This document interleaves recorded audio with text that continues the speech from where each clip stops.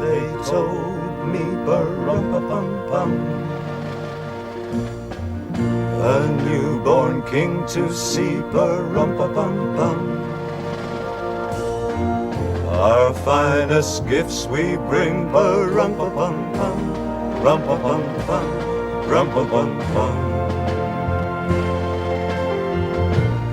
Peace on earth, can it be? Years from now, perhaps we'll see. Our finest day of glory. See the day when men of goodwill live in peace, so peace on earth when we come. Every child must be made aware. Every child must be made to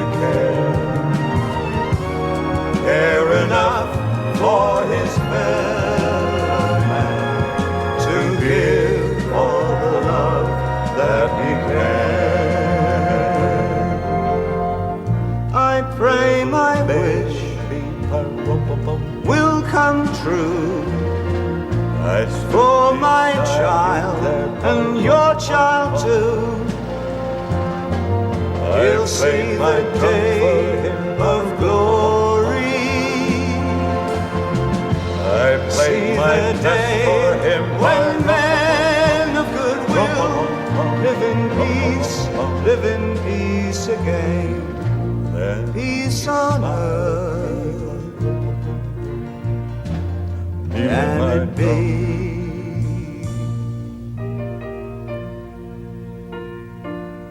Can it be?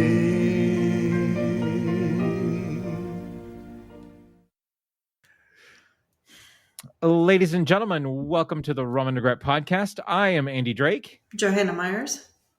Nate Tessie, and we drink and we know things. Today is Tuesday, December 14th, and it is time for the annual Christmas Rum and Regret cast. Yeah,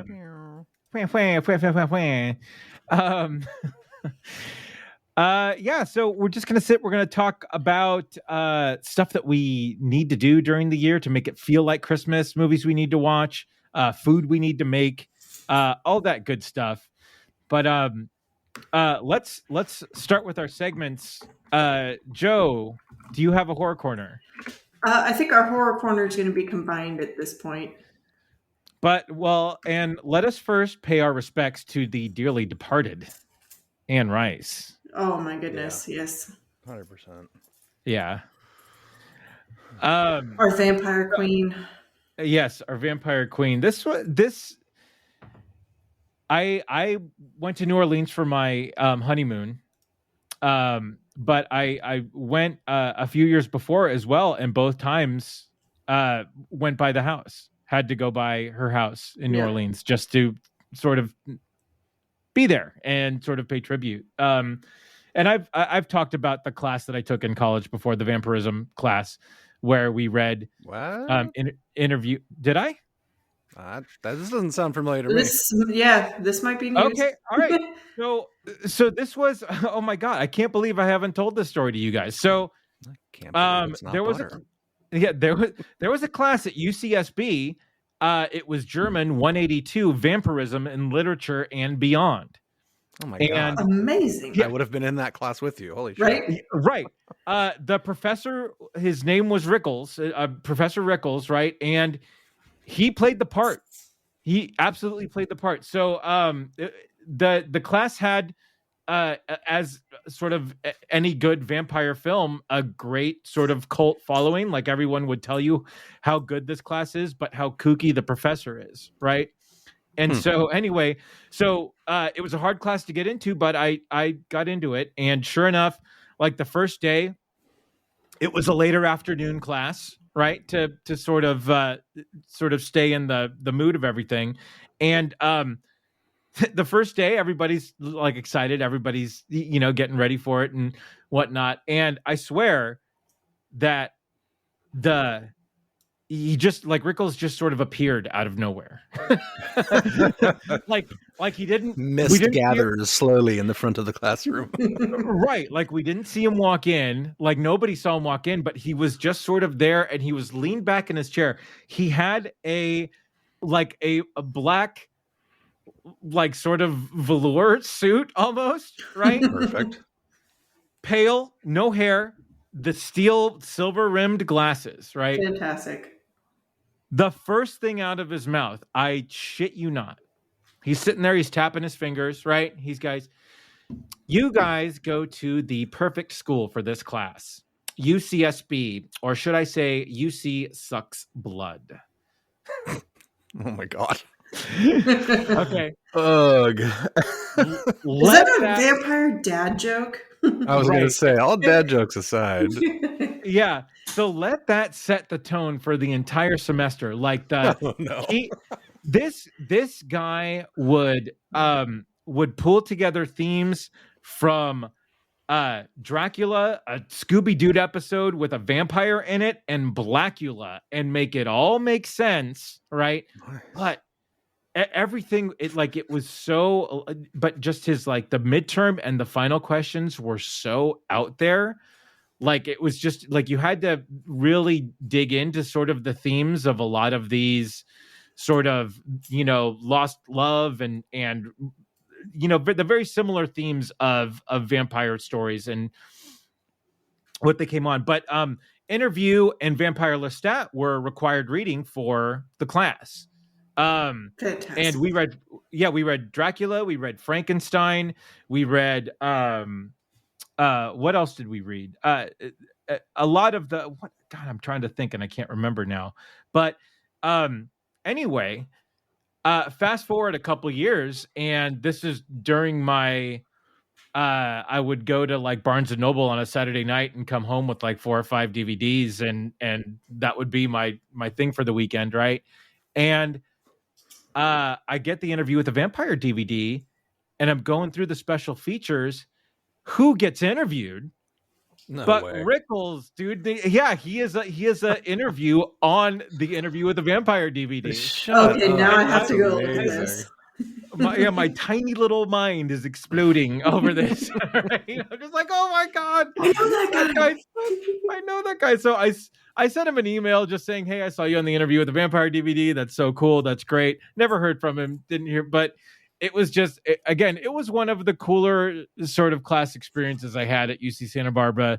And just the fact that they offered a class in vampirism and literature was just one of the coolest things ever. And I would have taken that in a heartbeat.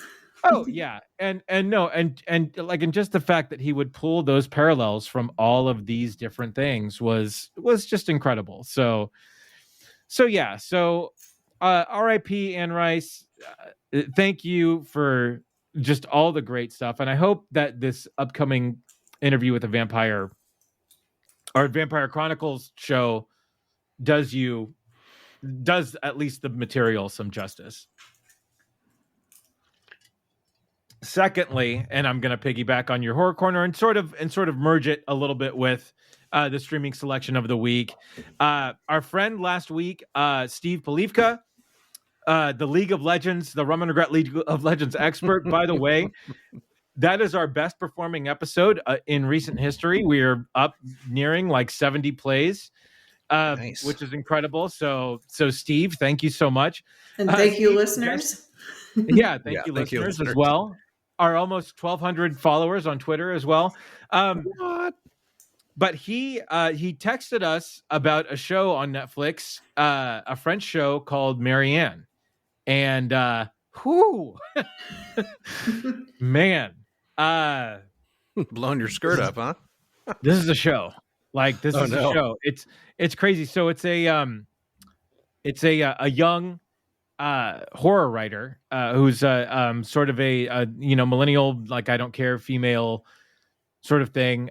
Drew on a little bit of personal experience, and she goes back to her hometown because she killed off a character, right? Like a beloved character, and she was going to start sort of anew, right? Okay. She gets back to her hometown, and stuff that she wrote about starts to happen in the town. So, and oh man, like it's good. I'm 4 episodes in, and I'm on edge. Like it's one of those, oh, they're not going to go there. They're not going to go there. Oh my God, they went there sort of thing. And it's really good. I mean, good to hear, because like I've been wanting to watch this, but I got a little bit poo-pooed by a friend of mine. Oh, sure. He was like, it's not that great. And I'm like, okay, well then I'll shelve it for a later date. Now I'm like, I was apparently steered wrong. Yeah. I mean, again, I'm only 4 episodes in. But so far so good. I am definitely in. I need to sort of see where it goes and everything, but I'm into it. So I have a feeling that you would be too, Joe. I have a feeling that this would be something sort of right up your alley. Yeah. Well, I think a lot of it depends on your opinion of body horror. That's true. No, which I am a great big fan of. So, right. Yeah, that was why I was throwing out all the nopes on the group chat, because if Steve is going, oh my God, that's a bit much, and he has like 100 times the horror exposure and enthusiasm that I do, it's like if Joe, when you guys were like, it could be, might be a little side kittens might be a little bit much for Nate. Right. Yeah. I'm running away screaming in the opposite direction, basically. Yeah. Like that. I mean, Brand New Cherry Flavor, I think was fun enough and had enough levity that Nate could that Nate could handle it. So far, like this is a no Nate zone for sure. I love that our horror rankings have gone from something random to side kittens to Nate zone. No Nate. Yeah. How many nopes will Nate nope if a Nate could nope nopes? Basically, when would Nate tap out of the series? Like, you guys should start doing, if we do this as a bit, be like an over under and bet on how many episodes in. By episode 5, he's gonna tap. Yeah. When do we get the first nope? How many minutes in do we get the first nope? Yeah, at 34 minutes into episode 1, Nate will be tapping out. Nope. So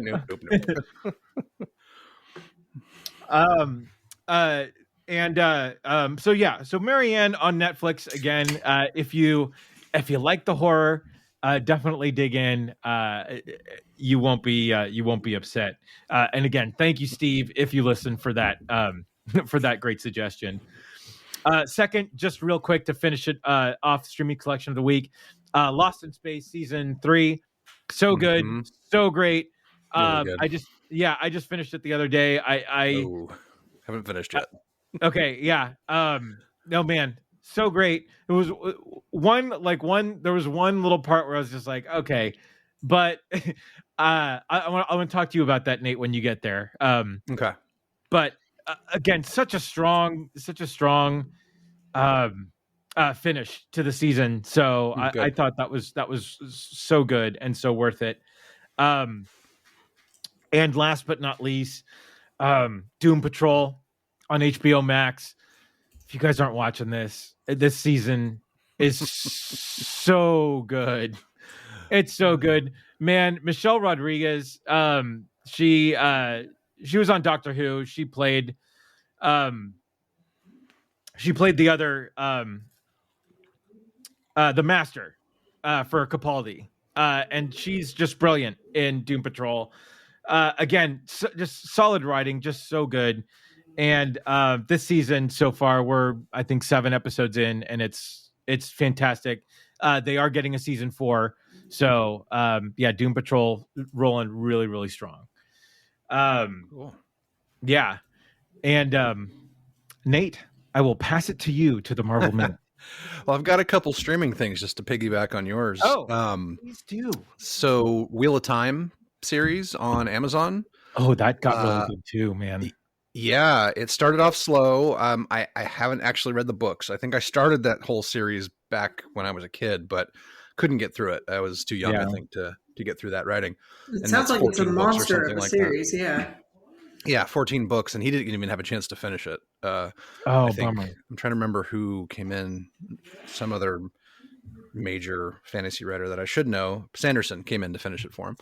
Okay. Anyway, so it's good. It's different. It starts off a little slow, like I said, and then it kind of just builds on itself and builds, and you're trying to figure out what's going on because they give you no, like, this is the world and this is why this is happening and that kind of thing. But the overall premise is that the wheel is this thing where people die and are reincarnated. So you have past lives, and all of the magic users in this world are women, mostly. If they find men that are channeling the magic, they rip it from them, basically. And it's a very matriarchal society when it comes to magic.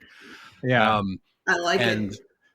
1,000 years ago, this dragon, quote unquote, tried to destroy the world. It's basically a master magic user, tried to destroy the world, and now it's time for the dragon to be reborn. And so they're trying to kind of fend that off and make sure that it's number one, it's a woman that is the dragon reborn, and then she wants to save the world. And then number two, that they have that person under their control, kind of thing. So that's just the kind of giant summary, but it's really cool that it was super expensive to make. The sets, the effects, acting is really good. Rosamund Pike is the lead. Yes, I love her. Yeah, does a really good job. Yeah. So that's been fun.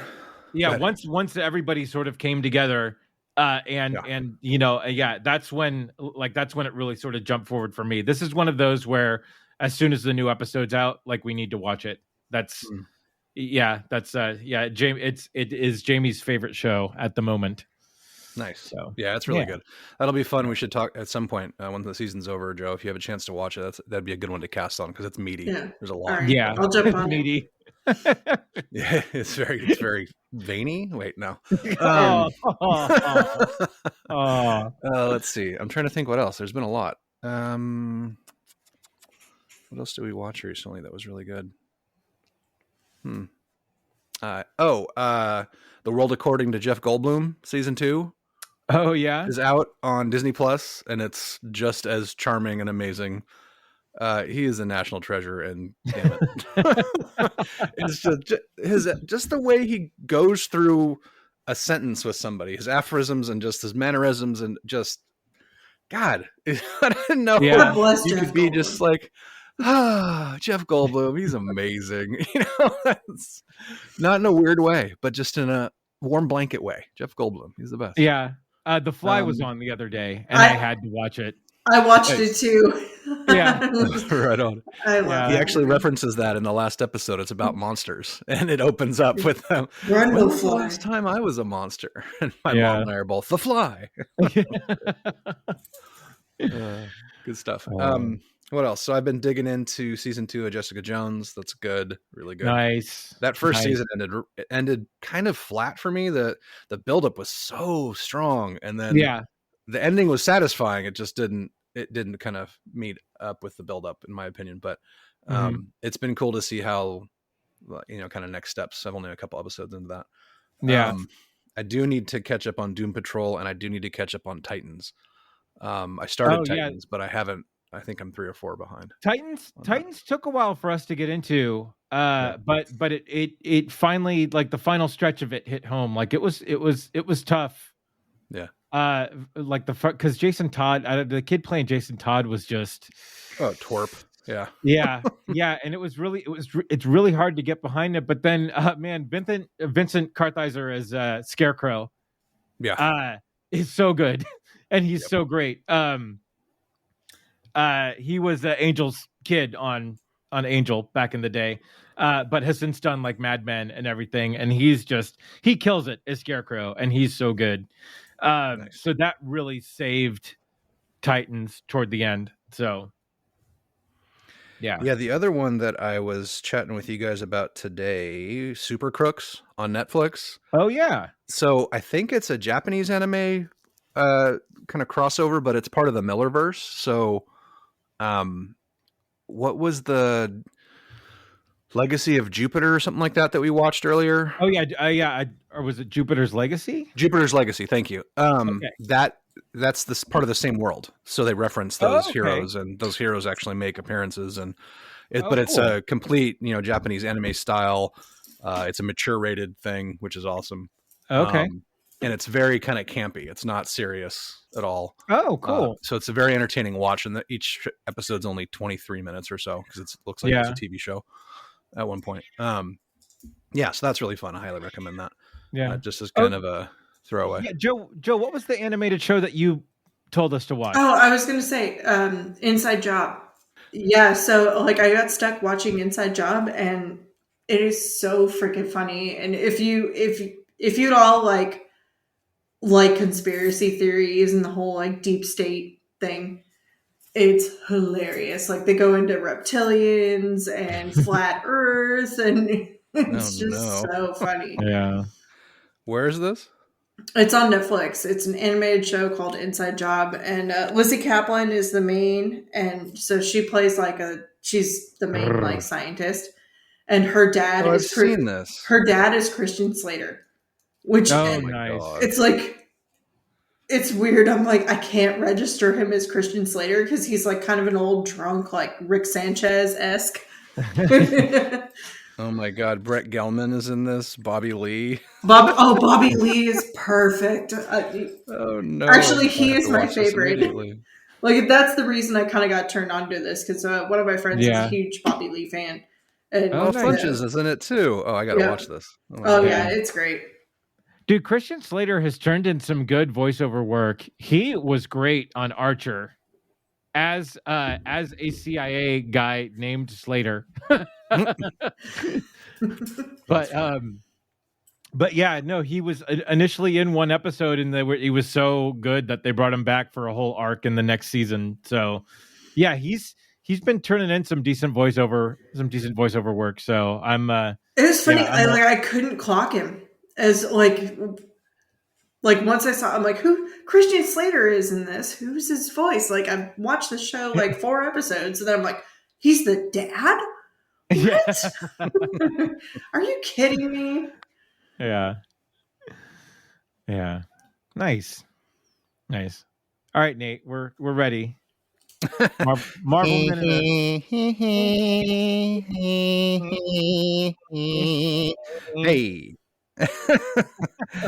Yeah, Yahtzee. So Marvel Minute. Not a whole lot happening except, oh my God, Spider-Man No Way Home in 2 days. Right. I'm kidnapping Addie from school. Actually, not kidnapping. That's the wrong word. I'm picking her up as soon as she gets out of school, and we're going to see it. So super stoked for that. It's going to be amazing. What else? It's getting pretty good reviews. It was just screened last night, or not screened. It was the opening in LA. Red carpet. Right. Yeah. The embargo lifted. So the non-spoilery review, or the non-spoilery reviews are out there. Yeah. And I watched one today, and it was very positive. So yeah, the Rotten Tomatoes, I should check this because it was at 100% earlier today. Let's see. Get a tomato check. Right. Quick tomato check. Yeah. It was at 25 out of 25 positives. So let's see where it's at. Spider-Man No Way Home. I know, right? Great pod. Loading. 98%. Somebody actually gave it a rotten. One person. There's no way. All right, let's see who this dipshit is that gave we'll call him out on the podcast. There's always look, it's Martin Scorsese. Shocker. Zack Snyder. Oh. Right. Yeah. Right. Zac Efron? What? Who is this guy? Oh my God. Okay, I'm not even going to read that. That's ridiculous. Everybody else is going crazy for it. And you're just trashing the thing to trash it, it sounds like. Way to spoil soup, buddy. Yeah. Some guys just write those reviews just to get read, Yeah, for sure. 100%. Yeah. So there's a bunch of stuff going on lately. There was a really cool thing I read earlier today. So I talked last time about Blade's cameo at the end of Eternals, right? Just it's a Mhm. brief one-liner. Yeah. But that connection actually sets up something called MI-13, which is apparently in the comic books, it's Britain's superhuman spy agency. So, Okay. which would be really cool. So there's actually, I think it was in, was it No Way? Spider-Man Far From Home.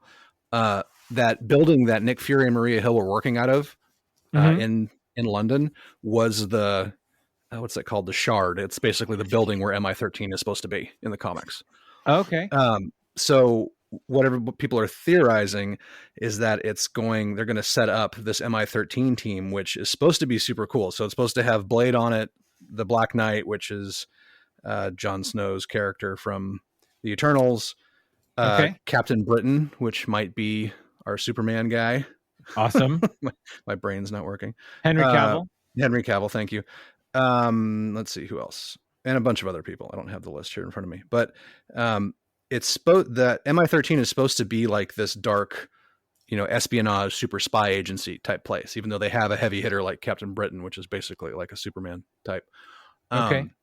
So it would open up for some really cool kind of cloak and dagger type stuff. Pardon the pun on those two characters that I think exist in Marvel. Anyway, but that would be really cool. So I'm excited to see what happens there. It looks like they're going to keep pushing that.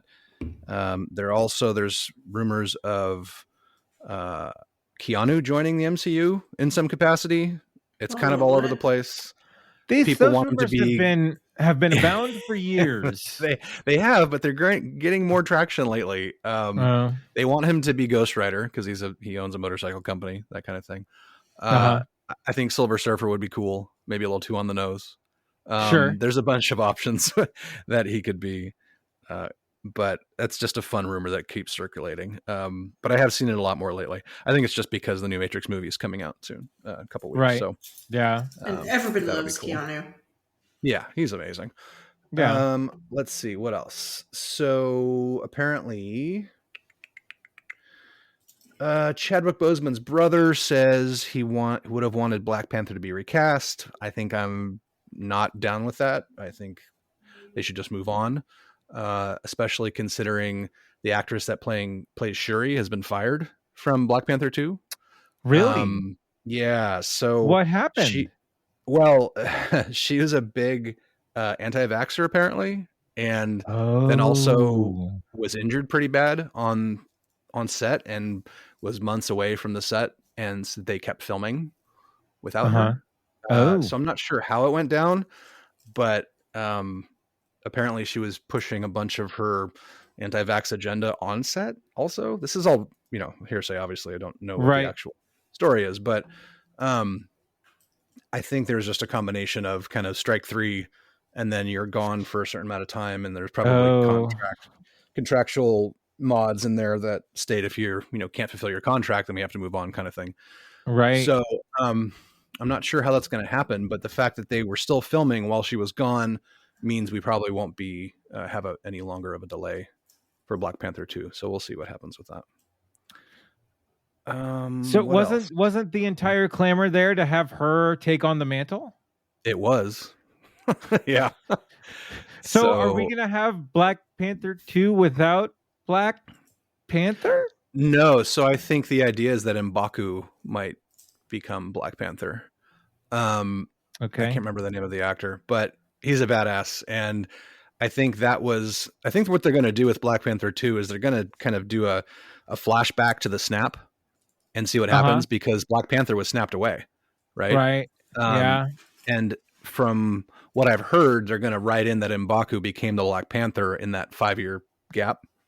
Okay. And so we'll see what happens there. But I mean, they have so much source material to draw from. They can do whatever the fuck they want. It's not like they're painted into a corner with anybody at Marvel. Sure. Yeah. Let's see what else. Hawkeye episode 4 came out this last week and totally changed my mind about the series. I gave this series a less than glowing review last week, and that one episode, it really tied the room together. And I'm not being hyperbolic where it's literally, it was one of the best episodes. I mean, obviously a Hawkeye, but in any of those Disney Plus series recently, just because it does so much. Like, there's a lot happens. That was with the cameo at the end, correct? Right. Okay. Yeah. Right. Okay. Well, yeah, there's multiple cameos, but there's a big one at the end. Yeah. So, right. Yeah. It's really cool. And if it means, if like the things they set up fulfill themselves in the next 2 weeks, because there's only 2 more episodes left. Right. Then it'll be really cool, and it'll be a great way to kind of kick off the next stuff that's happening. Yeah. And I have other things, but I think we should just move on, especially considering that the Hawkeye series takes place at Christmas. Let's all go to the lobby. Let's all go to the lobby. Let's all go to the lobby to get ourselves a treat. Hey, this is Andy from the Rum Regret podcast. I am here to tell you about these 2 gals over at the Pop and Culture podcast, Mary Jane and Kiki.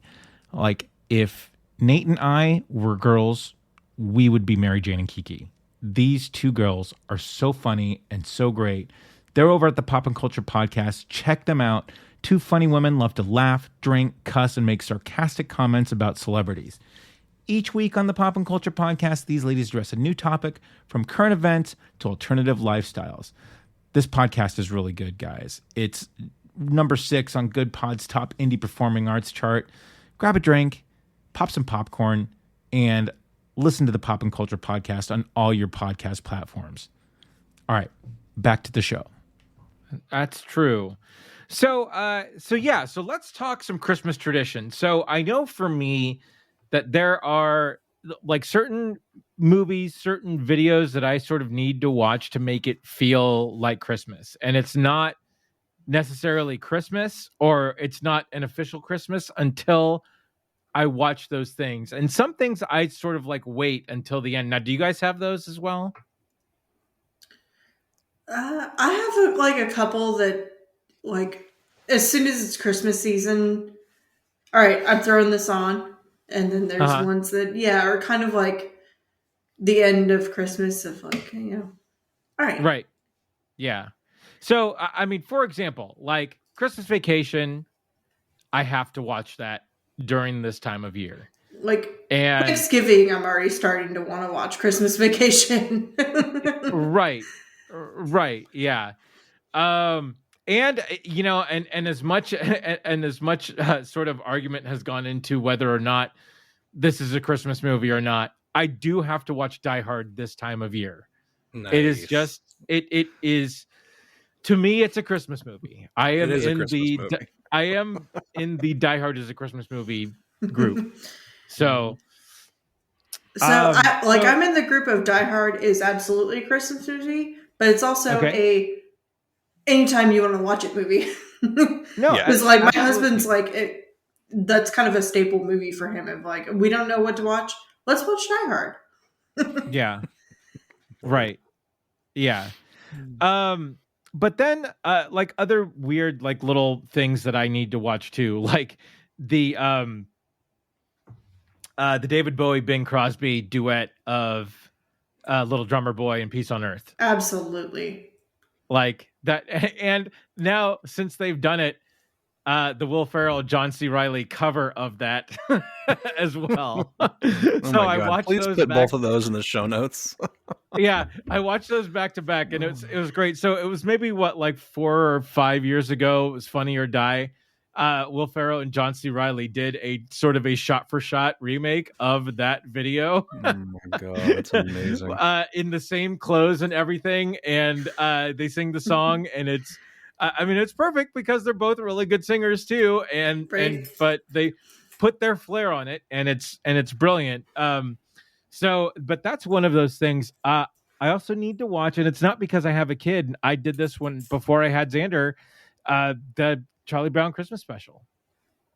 I always had to watch that. It was just, and it's funny too, because whenever radio stations sort of switch to Christmas music, Linus and Lucy, the Charlie Brown theme, is considered sort of Christmas music, which is weird because it's in like all of the Peanuts cartoons, right? It's not just in the Christmas episode. which I find weird, but for some reason that theme is considered sort of Christmas music. So interesting. Yeah, I don't know, but what are some of your staples? What needs to happen? What do you guys need to watch first off in your house to make it Christmas? Right. Well, obviously having a daughter, even though she's 13 now, we still watch Elf multiple times. Right. It's amazing. Muppet Christmas Carol is also huge for us. Okay. Just kind of classic NPR Christmas music, like Bing Crosby and that kind of thing. It just reminds me a lot of my grandmother and the Frost House up on the coast. We don't have that place in the family anymore. So that was our big Christmas tradition is we'd have 40 people up there for Christmas. Have 3 turkeys and a ham, kind of that level of spread with picnic tables in the yard kind of thing. What else? I mean, obviously trying to decorate. Addie was very poo-pooing about decorating this year. We finally went to Home Depot and got a little tree and put lights outside and hung up some stockings on the wall kind of thing, which is basically a nightmare when you have 2 cats that are both, under 2. God. Right. So you got to make sure, okay, no, we're not hanging those ornaments on the tree this year. We'll wait. But it's pretty fun. I actually figured out how to rig a Wi-Fi connected surge protector to the tree now, so I can just go, Alexa, turn on the tree, and she does. Nice. Yeah. Oh, nice. Okay. She heard me. That was a big thing for us. We were getting lights at Home Depot in the first year that we lived out in Oregon. We were a little green to how cold it gets. And I would have to go out at night and unplug all the lights. Right. Then find, and we're talking like 20-degree weather, right? I'm not doing that anymore. So we found a remote control little outlet that now we just have to push. It came with 3 outlets. So my tree, and then we have 2 plugs, one for the projector on our house, one for the little set of lights with our inflatable Mickey and our light up Bumble the Abominable. And so dude, Xander was all about he was singing Christmas songs while we were trick-or-treating this year. He was so ready for it, right? So all right, Auntie Gina, you failed. Right. He wanted to decorate for Christmas the day after Halloween. That's how nuts he is. So yeah, we went all out this year, and it's been a little bit of the same, but no, I'm all rigged up now with just a little remote control that I just have to hit 1, 2, or 3. All my lights turn on, and I never have to step out in the cold again. Yes, perfectly. I also put one of those light bulb replacement outlets on the front porch. So you put that replacement outlet in, and then you can plug outdoor lights into it. So all I have to do is flip a switch on the wall instead of having a porch light. Then it lights up all these outdoor LEDs that we've got out there. So nice. That's awesome. Yeah, I know. I kind of have the bug to go dust off my Home Depot card and get some more stuff, but we're in a duplex kind of off the beaten path. So it's not like I can't put a bunch of inflatable stuff in the front yard. Our next door neighbor though has a snowman and a snow globe and all kinds of stuff that's the the outdoor illuminated blow up type stuff, which is great. Oh, nice. That's good. So yeah, we got to go look at lights too. That's our other Christmas thing. We got to find the local spot that has, the best houses and traffic, people looking at lights and have music sync to them and all that. Yeah, there's a place in San Ramon, I remember, off of Bollinger Canyon, that the whole neighborhood just went off on it. Nice. And it was my parents used to live next to it, and it was great. And thankfully, there's a street 3 streets down that everybody, all of the houses on it go all out. And there was last year, or no, it was this year, we drove by and they had the blow up Millennium Falcon, Christmas Millennium Falcon. Oh shit. That was $167 at Home Depot. That's hardcore. so close to getting it. I was so close. You shouldn't have told me that was at Home Depot, Andy. I have like 0% financing for 6 months. God damn it. Dude, make it happen. Make it so. Make it so. Punch it, No. I think you mean. Punch it. You're crossing your fantasy genre. Yeah. I want to get the big skeleton and then decorate it up for Christmas. Yeah. There you go. I mean, Yeah, just two make for, it a Jack two for one. Skellington and you- Yeah, 2 for 1 Yeah. holiday. Yeah.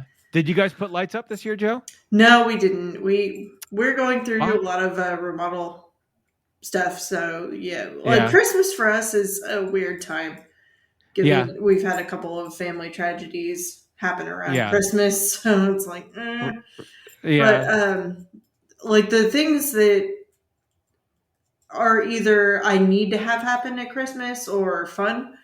I need Nightmare Before Christmas, obviously. Right. Edward Scissorhands, because Yeah. that is still a Christmas movie. Die Hard. Okay. Yeah. Four Christmases is like one of my recent God. favorite. I used to watch that every year. I forgot Oh my about that. God, Cam it started is- that with everybody. Cam started that. Oh, yeah. Thank you, Cameron Hughes, for this, Right. because that That's movie so is good. fucking hilarious. And yeah, we quote so that and Christmas Vacation. We actually quote throughout the whole year because Oh, yeah. they're that good. Right. Yeah. And another thing that is kind of beholden to me for Christmas is like my family, we used to play Balderdash. And it's Okay. like a game of where you're given a word that sounds completely ridiculous, but is an actual word. And somebody in the group has the legit definition of the word. Everybody makes up a definition. Oh, sure. And somebody's got the real one, and whoever, like, you vote of which definition out of all of these that are presented do you think is the real one. Yeah. And like that, I remember that being so much fun because my mom and my aunts would get shithouse drunk and Oh, yeah. and just it was like hilarious, like the things they would come up with. And it was cool. It was like once I got to actually play the game with all the drunk aunts and uncles, I'm like, oh Yeah. yes, I've made it. I'm out of the kids' Right. table. Yep. So this Millennium Falcon is 9 feet. Yeah. It's massive. It has a wreath on the side of it. It's ridiculous. It looks like Yeah. a donut. So my one of my high school friends, I met him in high school, but he is a lifelong friend. Scott Whiting got it as well. And so he sent me a picture of it. And it's just like, man, like, yeah, I've seen it twice now. Not in my yard. Of all the things I shouldn't be spending money on right now, that's Exactly. probably pretty high on the list. Right? Yeah. Jesus Christ. We'll wait But till I Nate gets hired before he spends $200 on a once a year. Actually, fuck that. I'll just leave it up all year. No, just leave it up all year. Come on. Right? Right. I want it. I need it. God. I need the precious. Oh man. Ugh. Yeah. All right. So let's talk food for a little bit. Ooh. What? I didn't know we were going down that road. God damn Well, I'm hungry now. Oh, sorry. I'm kidding. I just had a giant plate of Chinese food an hour ago, which is why I'm hungry. Okay. All right. What's Christmas dinner? So Christmas dinner sort of changes. It used to be the ham. Like we used to do like ham and like scalloped potatoes and stuff like that anymore. But now it's sort of morphed into a just sort of some sort of large meat. Hey. A large meat product. But of yeah, some so kind. like Christmas dinner never really like. My mom used to do it up pretty big, and that was the ham part of it. But we never. After when we moved to Oregon, it never, like, the tradition never sort of stayed. So the only Christmas tradition I kept up was actually the custard tradition of pigs in a blanket the morning after. Toads in a hole. Yeah, toads in a hole. So So that for me is like a holiday like Thanksgiving and Yeah. Christmas. It's like anytime there's some big cooking event, Yeah, that's the morning breakfast is toads and all. absolutely. Yeah. No, I totally agree. And Yeah. I will stand by this. They're not pigs in a blanket. They're toads in a hole. Okay. All right. Yeah. Why are they toads in a hole? I don't get the reference. Because it sounds better than pigs in a blanket. Yeah, but that's you're not eating a toad in a hole. It's witchier and fun. Roger. Okay. Yeah. Witchier and dark. Yeah. Okay. Yeah. I love Rowan Atkinson in Rat Race. Oh, little cock doggies. Sorry. He's called them little cock doggies. So that's okay. And I'll never need to hear that again in that voice. That'd be fine. Okay. All right. Well, I might call you later. Okay. Hey Nate. Yeah. Little cock doggies. Little cock doggies. Jesus, I'm gonna grab that audio and that's gonna be your ringtone. Oh Lord. Oh God. So Nate, what are your culinary holiday traditions? Yeah, sure. So like I mentioned earlier, we used to have 40 something people up at the coast, and it would be, extended family and cousins. It's a pretty big family in the first place, but friends, and pretty much everyone was always welcome at that house. So there'd be, everyone would bring an appetizer of some kind or a side. We have several bakers in the family. Shout out to Nightingale Breads up in Forestville. Okay. My cousin Jessie used to bake all the rolls when she got into baking, and then now she actually owns a bakery up there in Forestville. Oh, nice. So we have all the best stuff. And the family were all really good cooks and bakers in general. So, chocolate whipped pie and, pecan pies, berry pies. We'd have all kinds of, cheese and meats and nothing fancy, just very, really good food and very bad for you kind of stuff. Right. Yeah. There was always like at least 2 turkeys. I think one year we had 3 when they tried to deep fry one. So they had an oven turkey, a Weber turkey, and a deep fried turkey all in 1 year, which was great. What we needed it because I think that was the year we had 46 or 50, something like that. Oh, damn. Yeah. Yeah, it was nuts. Good times. A lot of poker nights actually the night before with cousins. Yeah. Especially once poker took off, like in the early 2000s. Mm-hmm. One of our main traditions was all the cousins would get together and party the night before, so we were always hungover for the actual day of. Yeah. And you could tell who had been hanging out with whom the night before because they're the ones just nursing the coffee and going to town on the baked goods in the morning. Yeah. But I'm a huge fan of it has to be a ham for Christmas because you're turkeyed out from Thanksgiving still typically. Sure. Yeah. So I'm a big fan of that. The whole scallop potato thing is huge. Mashed potatoes. Yeah. I've been trying to perfect my mashed potato recipe to the point where I bought a potato ricer. So basically, you get the potatoes soft enough in the boil and then you put them through this ricer. They come out kind of like snow because the ricer is super fine. And so then they don't get goopy at all. It doesn't have a chance to build up all the gluten. So it's, yeah. Oh, wow. Pretty good. What else? I think Christmas morning, because we had friends that were Portuguese, we always had like linguiça and eggs and biscuits and gravy and that kind of stuff for the morning of. Yeah. Cinnamon rolls, always big with the family, fresh made stuff. Yeah. Yeah, I think, that covers a lot, but, and the See's candy, for fuck's sake. Oh, See's candy, because there were so many kids and so many cousins, whenever it became time for like fundraisers for Girl Scout cookies or See's candy fundraisers or whatever, there would be stacks of boxes of candies and chocolates and cookies. And everything else was scratch made. Everyone was pretty proud about that stuff, but all of that, God, there was so much of it. Scotch mallows to death. Like, I'd always go through. They hated me because I'd always go through the variety packs and pick out the Scotch mallows before anybody had a chance to get to them. And if you guys don't know, Scotch mallow is objectively the best See's candy because it's caramel and marshmallow and dark chocolate. I absolutely agree. I did the same thing whenever we would get See's candy. Yeah. That's great. Yeah, that's about it. Any since we are the Rum and Regret podcast, do you guys partake in the nog at all? No. I actually do.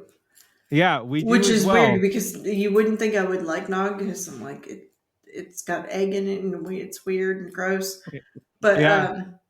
at my work we have a tradition of so we take the week between Christmas and New Year's completely off. So it's like okay, well we got to have nog the last day we're all together before we go on our Christmas vacation. So yeah,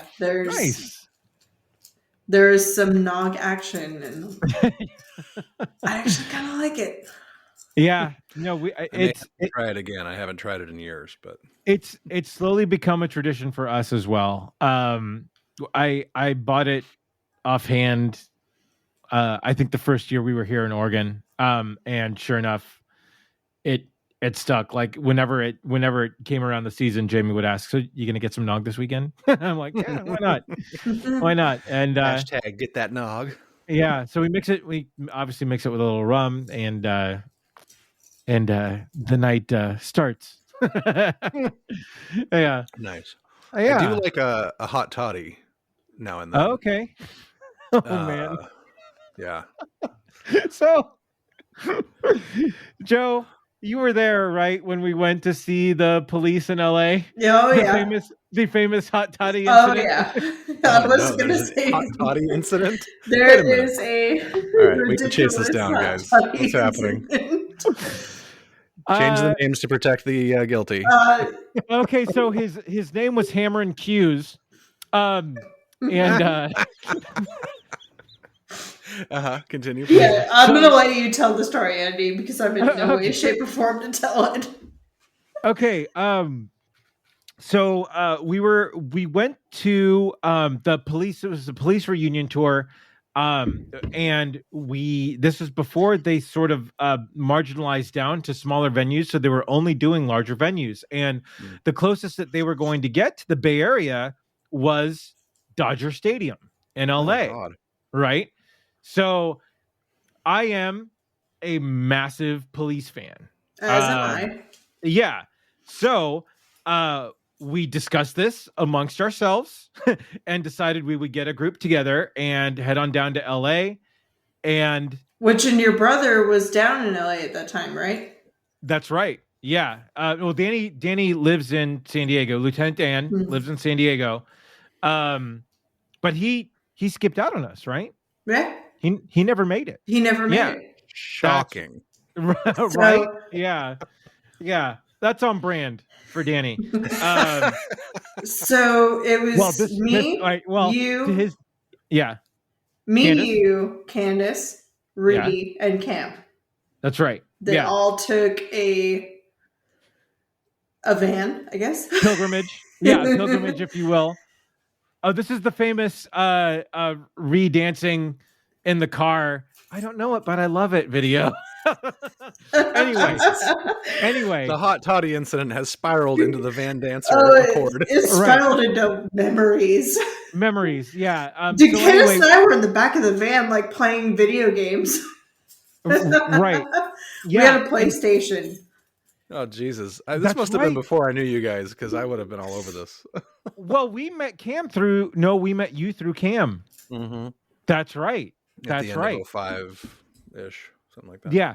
So anyway, so this was maybe the night before, and we all decide to go to a bar, and for some reason we decide to have to try for someone to order drinks for the whole group. Like I don't know what we were. I have to get in real quick. So my cousin was with us because she lived in San Diego at the time. So she came up and had drinks with us.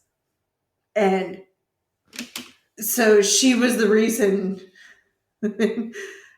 Continue. So okay, my cousin from Wyoming was there. Right. So Cam, for some reason, wins the first round he gets to order for the group, right? And so he orders us hot toddies. Now, I don't know what we got. But it wasn't a hot toddy. It was some like warm like weird lemonade tea. So here's the wasn't- thing. What we got actually was a hot toddy. What Okay. Cam was thinking that he was ordered was not a hot toddy. So a hot toddy is like when you're sick and you get whiskey and like lemon and honey, lemon juice and cinnamon. Or if you have grandparents that live in the Southwest, it's just basically whiskey and water. Right. So Yeah, my whiskey cousin who knows what a hot toddy is, she looked at me across the bar and like when Cam ordered a hot toddy, she looked at me and she's like, "Does he know what he's ordering?" And I'm like, "I think so." And then we all get like we all get around the hot toddies, right? And whiskey and water and lemon. Yeah, and so we all take a sip and we're like,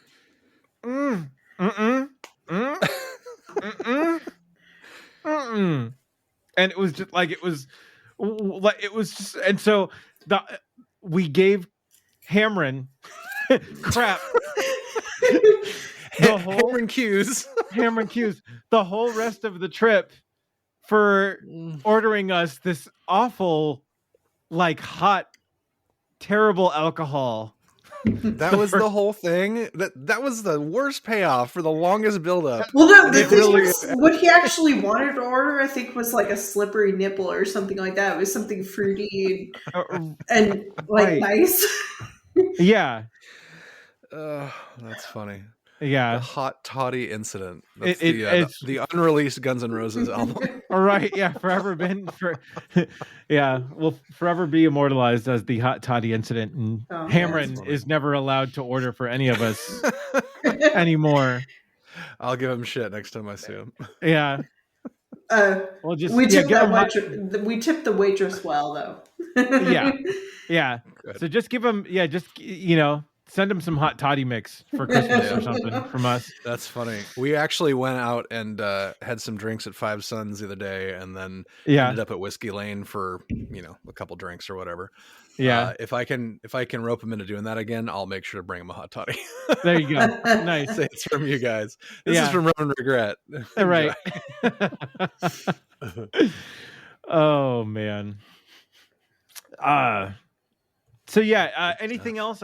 Anything else that has to happen during this time of year for you guys?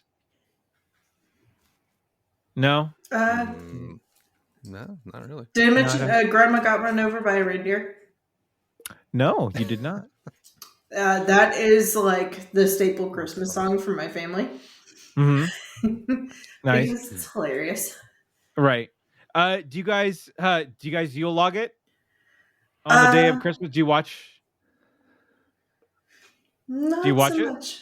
Not so much. Okay, so I only started doing that a few years ago when I found the 4-hour Darth Vader burning Yule log that I put up on my company's lobby TV, and nobody knew for 2 days. They thought it was a normal Yule log until somebody came into the office to deliver something, I think, and went, "Great, that's awesome! I can't believe that you guys put that up there." And they're like, "What are you talking about?" That's Darth Vader being cremated in Return of the Jedi. I heard somebody go, "Nate!" Oh my god! Yeah. No, I took full responsibility for it. Yeah, that was all me. That's great. I did just see, and which I mentioned to you guys earlier today, that they put a Rick and Morty Yule log on HBO Max. I had to check that out. It's not just a Yule log. It's basically a living room with a fireplace and a TV above it and 2 giant armchairs, and they're in the armchairs. Well, shoot, way to spoil it, Nate. They're watching clips from Rick and Morty, so it's rated mature for the Yule log. Yeah, but it's amazing. Check it out. Oh, that's great. Yeah. We have an actual fireplace, so I burn the Yule log. I burn an actual Yule log. So. Jeez. Yeah. So. Oh man. Joe's reorienting. No, she's. I think it's pee time. Oh, okay. I didn't get the sign language. We'll stretch. Okay. Right. Stretch for time. We'll let it go. We'll let it go. Right. That's yeah, we went over to Gina and Mike's house the other day, and they had the Arendelle Yule log on with nice, from Frozen. Yeah, from Frozen with and it's on Disney Plus, and like Olaf runs through, and like he's like, that's great. Yeah, that's really good. And then what was the other one that we used to watch? Oh, Nerdist did a Yule log too, where they would like shoot lasers at it and it would burn up and everything. That was always a good one as well. There's so many out there now. I think we need to procure a list of the best Yule logs to watch. Yeah, we should put that in the show notes. Also, I'll send you what I got. Yeah, we'll the just 10. Put a couple together. Yeah, we'll do the 10 best Yule logs to watch. Jesus. And the show has hit a new low. No. We've been dragging the bottom for a while now. What are you talking about? Jesus Christ. Yeah. So good stuff. Right. I do have a list of the best 25 Christmas movies that aren't Christmas movies that we should go through. Oh, dude. Yeah. Why didn't you tell me? Well, I kind of wanted it to be a surprise, but now we're just filling time. A lot of these aren't something we're going to go through because they're really old movies, but a lot of them are kind of appropriate. Like maybe half. Okay. And we'll get your opinions on them. We'll wait for Joe to get back. Right. Now I'm trying to think. I should have thought of this. Like video games that are Christmas-y or occur at Christmas. There's got to be a bunch, right? Like, you know what? Like I've never associated a video game with Christmas. Like even if Christmas is sort of part of the like storyline or anything, or if it ever, but I've never, and I don't know that I've like even because I've gotten video games, Christmas video games. Sorry, go ahead. Yeah, obviously I've gotten video games for Christmas, but I've never. If something in my brain isn't wiring like video games with Christmas, you know. Did you play the new Spiderman game on PS4 or 5? No, I never did. Dude, it's amazing, and it actually takes place during the holidays. So that came up on the search number 1. Okay. There's one. Okay, hang on. Cthulhu Saves Christmas. We might have to check that out and do a review. Let's see. It's in the vein of Super Nintendo era Final Fantasy games. No way. Oh, and there's a sequel. Cthulhu. Oh, it is the sequel to Cthulhu Saves the World. Okay, we're gonna have to check that out. All right. Super Mario's Odyssey Snow Kingdom. So that would have been a while ago. Fortnite Operation Snowdown. That's started in January. Okay. Overwatch Winter Wonderland, Destiny 2 The Dawning, Dead Rising 4. I don't know any of these. The Escapist, Santa's Sweatshop. That sounds a little dark. Arkham Origins apparently takes place. On Christmas Eve. That is true. That is true. Not quite a Christmassy game, but BioShock takes place New Year's Eve. Oh, there you go. Okay. They're Duke Nukem Nuclear Winter. That's good. I know it. I know it got terrible reviews, but did any of you guys watch Black Friday with Bruce Campbell? No. Mm-mm. Okay, it just came out this year. It's Bruce Campbell, Michael J. White. They're all like Walmart employees, and they're Black Friday. But then the client, the shoppers, turn to zombies. Oh, I love that idea. Yeah. It got terrible scores on IMDb, but I mean, like the cast looks so good that I just want to. I think I need to see it. Nice. Yeah, that'd be a fun one to just review in general. Right.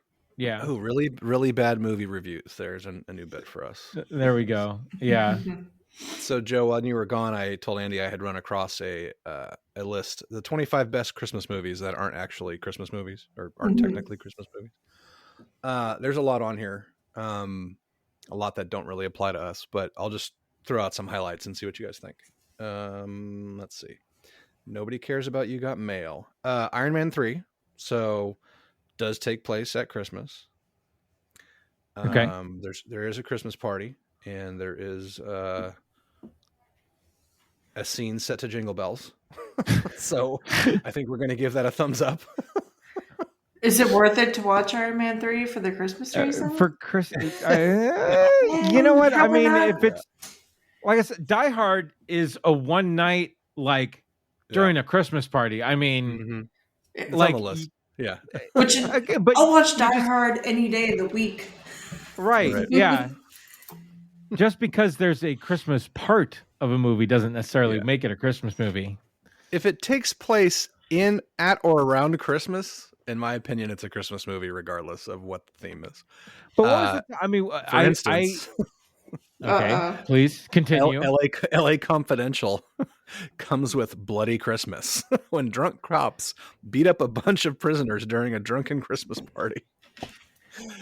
Well, that's you know what? I love LA Confidential. That's like vintage, like Russell Crowe, Guy Pearce, like just incredible. Kim Basinger is in there, and that is a fantastic movie. It was on the other day. I was watching it.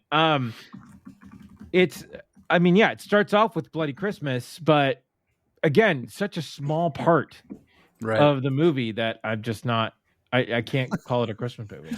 I love the last sentence here. The film shows that even nice cops can be naughty inside and might get coal in their stockings or a bullet in their backs. Oh my goodness. So guys like literally just reminded me of the best Christmas movie of all time, A Long Kiss Goodnight. Yes, it's on the list. Gina Davis and Sam Jackson.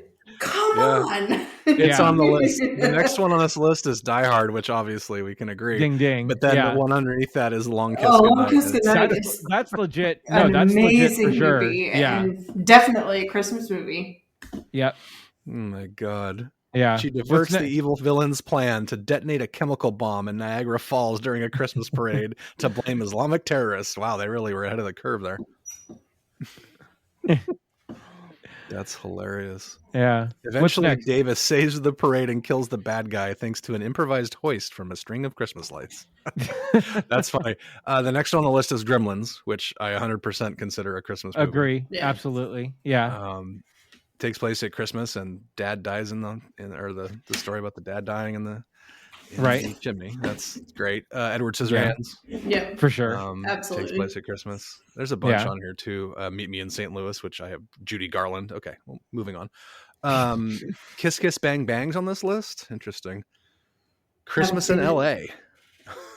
That's funny. This is Robert Downey Jr. before he went to rehab, I think. Oh, right. Yeah. Michelle Monaghan. Spends half the movie wearing a velvet Santa dress. Nice. I mean, Bad Santa has to be on this list. It's obviously a Christmas movie. Babe is on here. Weird. Okay, I guess it does take place during Christmas. That'll do. Pig.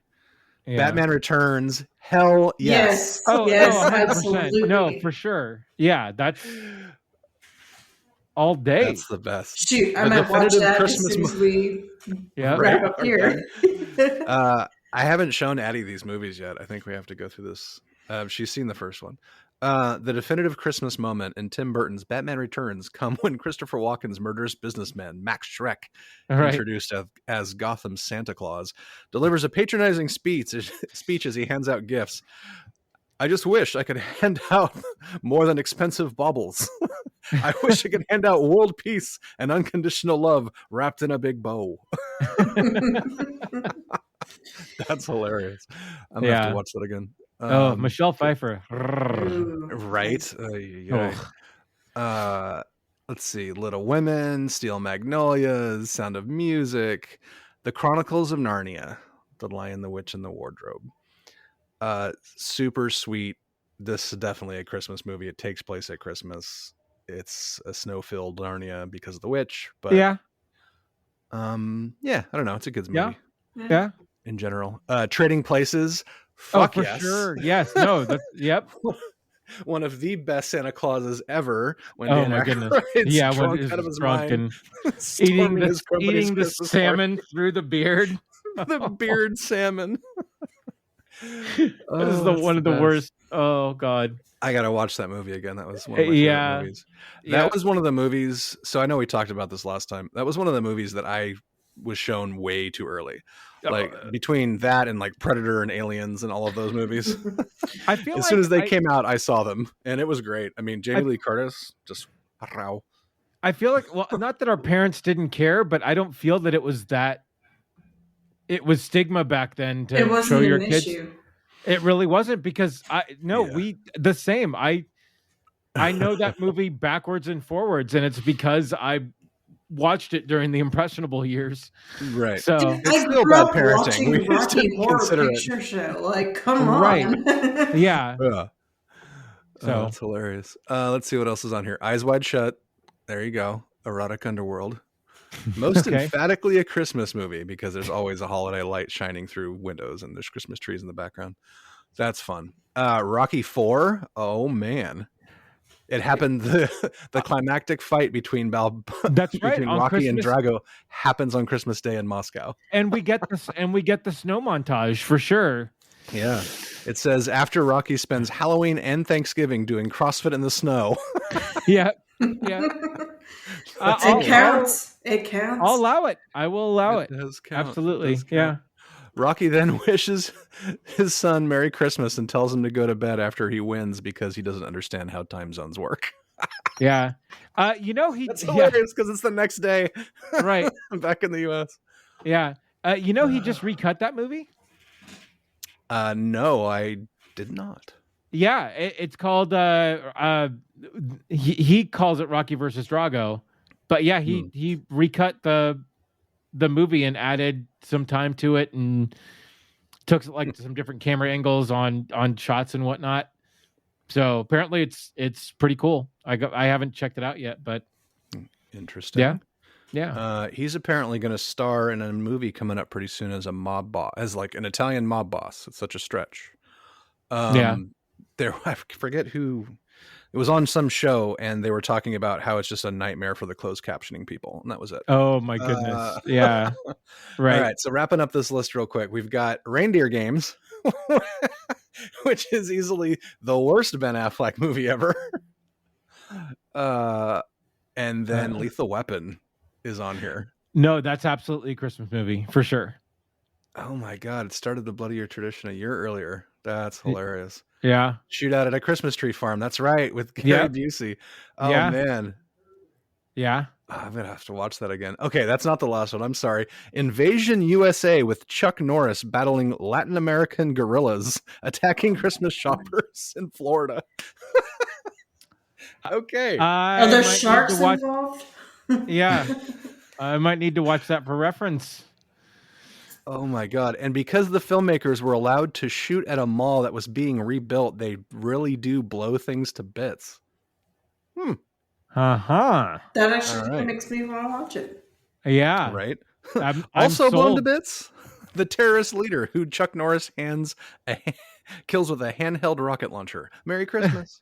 Merry Christmas. Spoilers. That's funny. Oh, that's brilliant. Spoilers. It's 30 years too late.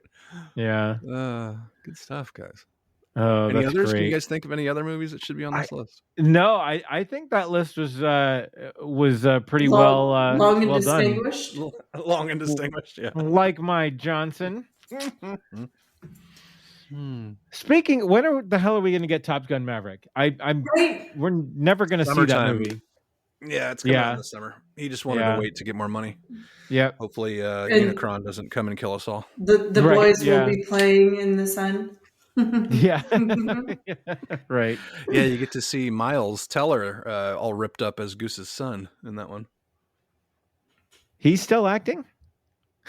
He just from the previews that I've seen over and over, he plays a picture perfect, could be Goose's son with the mustache and everything. Really? Okay. Yeah, I'm pretty sure that's what's going to happen. There's going to be, there's obviously a death happening because there's a funeral scene in the preview and all that. But yeah, I'm almost positive it's going to be Goose's son kind of thing. Okay. All right. Who's Goose's son's father, though? Is it Goose or Maverick? Yeah, she was pregnant when he died. Right. Oh. Yeah. God, Joe. Yeah, geez, Joe. That's funny. You guys, you got anything else? No. No. All right.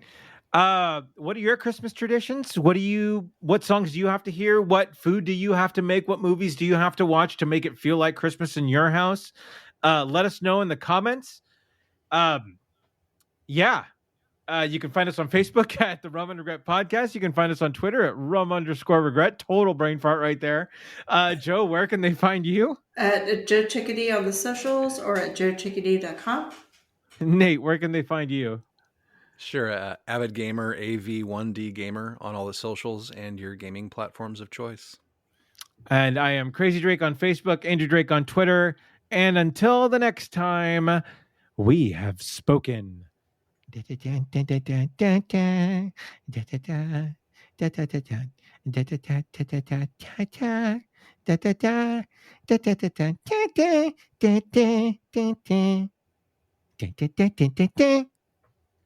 Now I have a machine gun. Ho, ho, ho.